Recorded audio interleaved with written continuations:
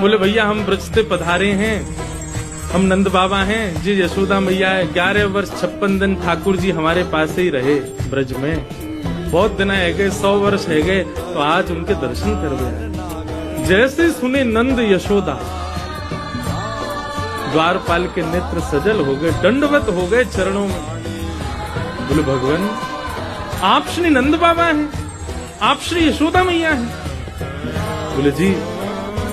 बोले भगवान मैं आपको कहा बताऊं, वर्णन को विषय नहीं है, लेकिन हमारी द्वारिका में ठाकुर जी भले ही वसुदेव जी के पुत्र हैं, भले ही यशोदा मैया के, भले ही देवकी मैया के पुत्र हैं, पर आज भी हमारी द्वारिका में जन्माष्टमी में पूरा द्वारिका गावे नंद घर आनंद भयो जय कन्हैया लाल, यशोदा के लाला भयो जय कन्हैया लाल। अरे कहाँ तक कहें, स्वयं देवकी वसुदेव भी यही कीर्तन को गावे कि नंद घर आनंद।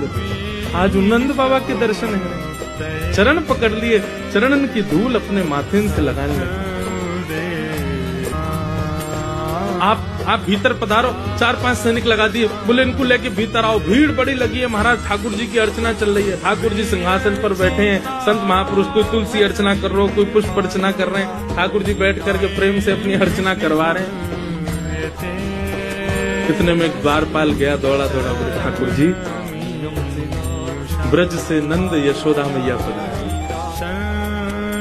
नंद यशोदा नाम सुनते ही ठाकुर जी को स्मृति नहीं रही कि मैं कहाँ हूँ, क्या चल रहा है, किस भाव में है। ठाकुर जी के तुरंत नेत्र खुले। बोले कहा कही तेने भैया कौन पधारे? बोले नंद यशोदा मैया आए, सामने आ रहे हैं देखो। जैसे ही सिंहासन पर बैठे हुए ठाकुर जी ने यशोदा मैया को देखो, ठाकुर जी कूदे नहीं, इतने देहाभिमान शून्य हो गए, देह की सुध नहीं हुई कि ठाकुर जी वहीं मानो जैसे मूर्छा अवस्था में गिर पड़े हो। संभाला सैनिकों ने जाकर के। बोले मुख लेके चल, मेरी यशोदा मैया आ रही है, जल्दी लेके चल, विलंब मत करे। ठाकुर जी को लेकर के आए। यशोदा मैया की नेत्रों की ज्योति अभी उतनी है नहीं, रो रो करके कृष्ण के स्मरण में यशोदा मैया के नेत्रों की ज्योति चली गई। ठाकुर